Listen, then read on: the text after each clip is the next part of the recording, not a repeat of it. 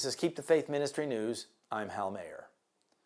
One of the most shocking aspects of the Trump presidential campaign is the way the billionaire keeps promising to do things that are likely beyond the limits of presidential authority set by the Constitution of the United States. Trump promises to use raw power like tearing up treaties, torturing terrorists, threatening Muslims. All are huge applause lines at Trump rallies. Would Trump be doing the Democrats one better? President Obama has overstretched the limits of his authority as president, and so did George W. Bush before him, and Bill Clinton before him, and George H.W. Bush before him. Each president takes the presidency further from the rule of law. The most likely change might not involve out-and-out authoritarianism as much as a coarsening of acceptable U.S. political behavior. Trump proposals that seem startling now, such as killing terrorist spouses, might be less so after years of a Trump administration. What would be activated would be a normalization of certain kinds of things. The law might not change, but the attitude would, said Andrew Radelovich, a professor of government at Bowdoin College in Brunswick, Maine, and author of The New Imperial Presidency. And this would affect the rule of law, namely the way the Constitution is implemented, even if not one word changes. And that's already happening through judicial reinterpretation, presidential executive order, and legislative activism. Trump apparently would take it further. While Trump's talk of targeting the wives and children of terrorists isn't likely to happen, the rhetoric represents the attitude of many Trump followers toward the rule of law. Trump also talks about waterboarding terrorists, or worse, which would be a violation of criminal law. But the enthusiasm his comments engender among his followers suggests that if they could, they would take matters into their own hands, or at least pressure their leader to do so. For years, GOP lawmakers have been accusing Mr. Obama of abusing his office and bypassing the will of Congress.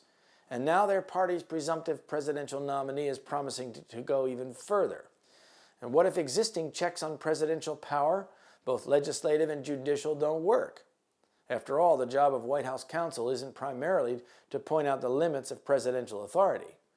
It's to figure out legal justifications for things presidents already want to do.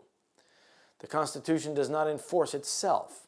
Enforcement could depend on the domestic, political, and international security situation facing the nation at that moment.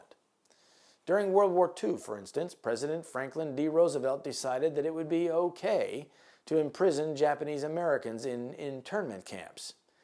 He did it by an executive order, and most U.S. citizens accepted that violation of the Constitution due to the crisis they believed they faced. Since 9/11, the presidency has changed, argues Chris Edelson, an assistant professor of government at American University in Washington. President George W. Bush pioneered sweeping surveillance powers, some of which have since been enacted into law. Obama has intensified a nominally secret drone war that includes the extrajudicial killing of American citizens deemed to be terrorists. The next president will inherit that war intact. This increase in presidential security power will be an issue whoever wins the presidency, says Edelson. It's not specific to Trump or presumptive Democratic nominee Hillary Clinton. The rule of law is being undermined by the rule of the mob. Under Trump, America could become a place where a majority has voted to restrict the personal rights of a minority or minorities.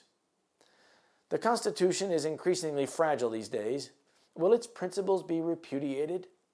Many Americans are simulating the frustrations of the German people on the eve of World War II as Hitler rose to power and overthrew the German Constitution.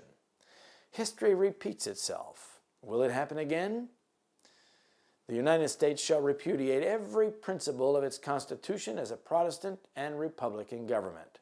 See Testimonies for the Church, Volume 5, page 451. This is Keep the Faith Ministry News. Thank you for watching.